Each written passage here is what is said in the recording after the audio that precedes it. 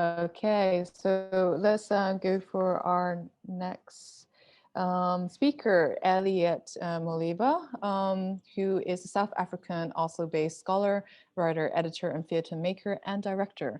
He's going to talk about narratives of minorities in public spaces. Welcome, Eliot. Thank you for the invitation.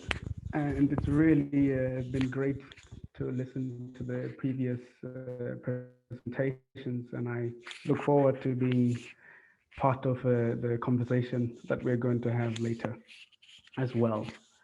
And actually, I am quite glad that I am following after Michelle, because her presentation in many ways is the perfect backdrop for mine. Because I go from the sort of framework that she's laid out into more specifics with a project that I'm working on that I'll be talking about in a little bit. And it's primarily around something that I think Chisom kind of touched on earlier when she was talking about, this as being an opportunity to lift perspectives that are often not heard. And I think my project kind of works in the same vein, as I'm interested in, kind of how do we create ways for minorities to take up space, especially in public spaces, because I often feel like that's a domain where the narratives are not as reflected or as common as well circulated. So I'm gonna start my presentation by telling a little story. And although this story starts many centuries ago, I want us to begin it in the late 50s into the 60s. And I want you to imagine that you are being invited into a house. And this is a huge, huge house that has been built over successive generations. And we can see that because they've used different building materials and architectural styles. So, you can see the foundations or the early years of the house being built with, stone and going into wood, and then later into bricks, and reflecting kind of the different inputs from all the generations leading up to the present when you meet the house. And you are a minority that is invited into this house. And when you arrive, you are welcomed and given a tour of the house. And as you go from wall to wall, marveling at this house, you come to realize that, or you are really impressed by the massive collection of family pictures. There are kids' drawings that have been framed on the walls, or the little height markers on the door frames, right to the big portraits, the paintings that were done very early on in the family's history, that are hung, that take up the entire wall. And it's a really meticulous document that shows this family's history throughout its years. And in this house, you are given a little room where you stay. And over time, you join the house and become part of its routines and cultural practices, and become quite fluent in being a functional member of the house. And by and large, you feel really welcome in this house. And although you might have one or two squabbles with some of the family members, this is quite normal in any family, that we would, have some sort of bickering with some of the members. So by and large, nothing too alarming for you.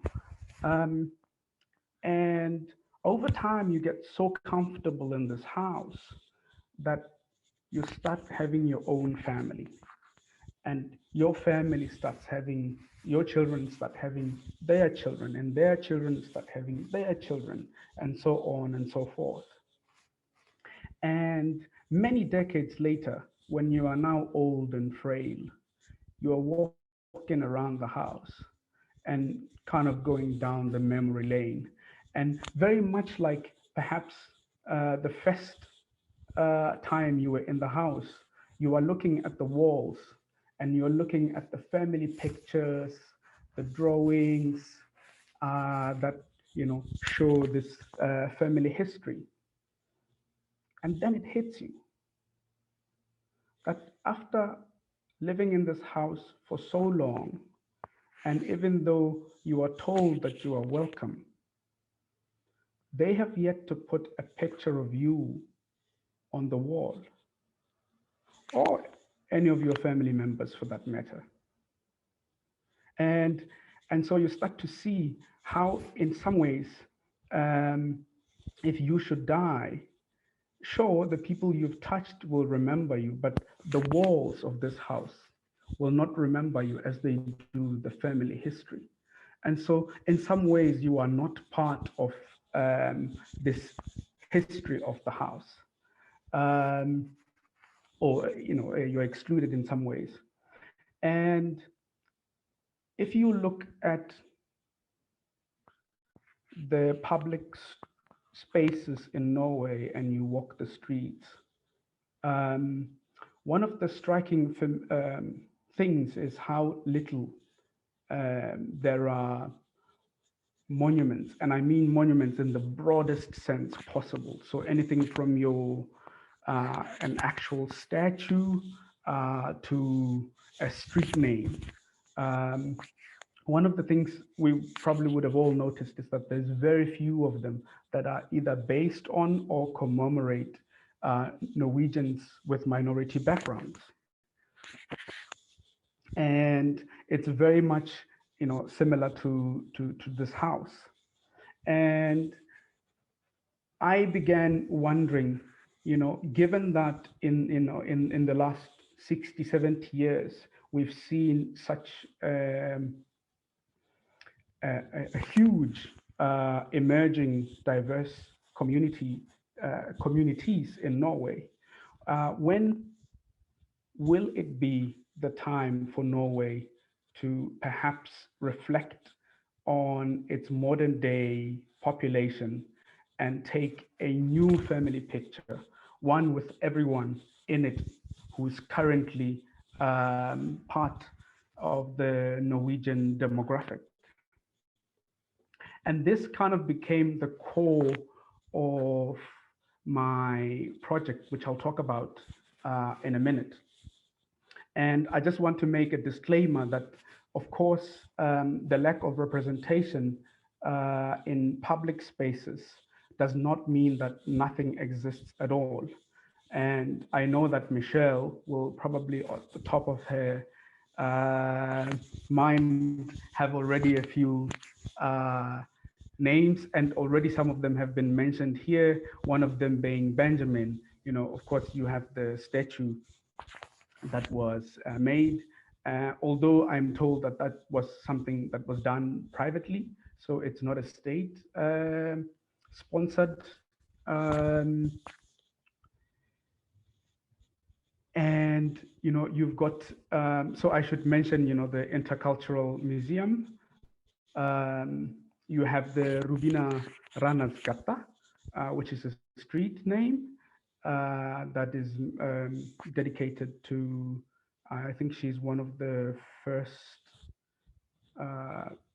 person to chair the local parliament. I'm not entirely sure on the history in Oslo, and so there is a strait in Grönland that's dedicated to her. And then, you've got the Carl von Linnés bench. You've got the Pakistani home in the Folk Museum, um, and so there is some visibility. But one of the things that I found quite troubling is that a lot of the stories that you find are either put in places that are quite marginal. You know, if you consider, for example, Rubina Ratas Gata, it's in Greenland, and in Greenland you have the main road, and the street that they've given her is a short street that connects something like 2 blocks. So in many ways, nobody uses it apart from the people who actually live on those blocks. So, you know, you're starting to see some inclusion, but it also is still placed quite far in the margins. And if a Norwegian with minority background can't get a main street in Greenland, they're not going to get a main street named after them pretty much in the West, I don't think. Um, so, you know, it is something that even though it's emerging, it's still quite young. And I've wanted to do a project that sort of um, tries in some ways to address this with the question of inclusion and diversity at the core. And I am currently in my second year of PhD studies at the Kunsthøjskole in Oslo, um, where I am doing a project which is titled Alternative Histories, a place where something happened. Because and the project is aimed at exploring narrative accounts of Norwegians who self-identify with a minority background. Um, and I'm interested in collecting stories of their lived experiences with a special interest in something that happened to them that was important to them in public spaces. And these stories um, are planned to be used to kind of create this alternative history, this self historicizing in a way. Of course, I'm working with other people's narratives, so there is both the individual and the collective kind of merging there that I'm hoping to kind of speak to. And I'm really interested in how they can be used to write and inscribe these voices back into the public spaces. And how that will be done is that because I'm collecting stories of an event that happened primarily within a public space, what my project then aims to do is go back to that same spot where that event happened and then put a monument. And I mean a monument, obviously, in the broadest sense possible. It could be a line or it could be whatever, anything that marks that something was experienced here and that commemorates the lived experience. And there are some examples that I can speak to. So if you would like to hear them, maybe in the Q&A, you can ask me and I can give one example, but I don't have enough time in my presentation right now to do so. So I'm going to try and push through. And really, one of the things that I kind of grappled with early on in this process, which I think is quite important to share here, has been, questions around power. Who has the power, today to tell stories of minorities? And there's also a big question around, ethics of telling other people's stories. And this is also one of those things that's too big, which I would love to talk about because in all the presentations, it's of the work that I think journalists do, but us too as researchers. So it would be an interesting point to pick up on in the discussion. Um, and this question of who has the power to tell one story relates very much also to something that Michelle said, that for me has to do with whether, are we telling stories about people or by those people or with those people? And oftentimes, and it's quite clear that a lot of the times in the Norwegian media, people are spoken about rather than with, or given the space to speak for themselves. And that was one of the really important kind of facets for me to grapple with, because as a minority myself in Norway, I'm quite recent in Norway. So in many ways, I'm not too familiar of being a minority in Norway who's lived here for a very long time. So a lot of these questions and challenges, although I would have some experience of them from back home, nonetheless, the local context cannot be generalized, and it's important that that is not done, because then we risk oversimplifying very complex issues. Um, and I kind of, for this project, wanted to create something that would do all these three things. That would be able to speak with people, by people, and about people, about minorities. And given this need to kind of keep this balance, and this is obviously also for ethical considerations. And so my project really centered around um, recording the narratives in the words of the people who are speaking and writing their stories in their own words. And this is obviously as a way to ensure that it is really them who are speaking. And then something that's quite uncommon in academia is to give up one's editorial control.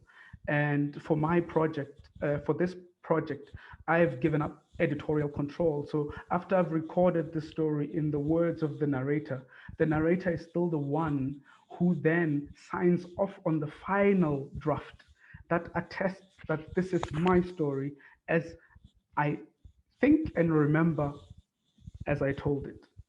And then kind of speaking with them in trying to create these monuments, to make sure, yet again, that our perspectives in the stories that are put out about us are not afterthoughts. And so, for each of the monuments that are being developed and will be developed, these participants are part and parcel of that process. And it's really about how do we shift ourselves from being kind of these afterthoughts, and recentering, not just when we need stories to collect, but also in terms of how those stories are put forward and disseminated in the public. And I think that's all the time I have.